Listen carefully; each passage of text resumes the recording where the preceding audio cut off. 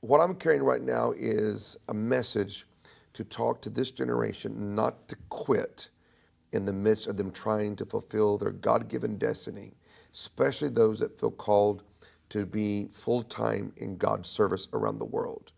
We are a generation that are inheriting skepticism, aggressive secularism, and humanism in our societies.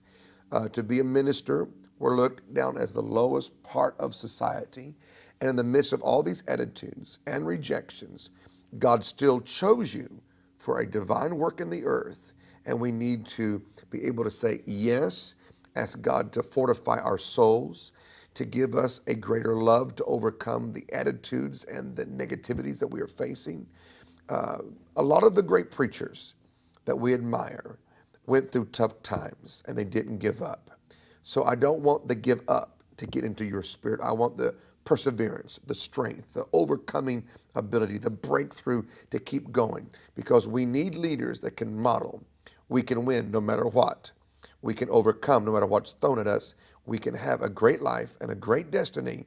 And even if you've made a mistake, you can get up. Miss Kuhlman made a mistake by having the wrong marriage, but she finished in a most glorious way. Mother Eder the same way. Smith Wigglesworth, when his wife died, when he was 50-some years old and he was in his house grieving, his wife of his youth passed away.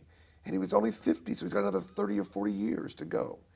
And he was grieving in his house, and he saw across the room a 3-inch high group of envelopes of invitations from around the world, from America, Australia, South Africa, Sweden, Sri Lanka.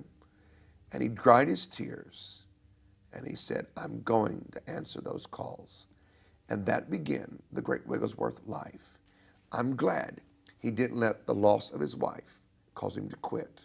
I'm glad that Kathryn Kuhlman, even though what happened to her was bad, she didn't quit. She got up and became a great leader that we still admire today. You can do the same thing, and our society needs you to do that.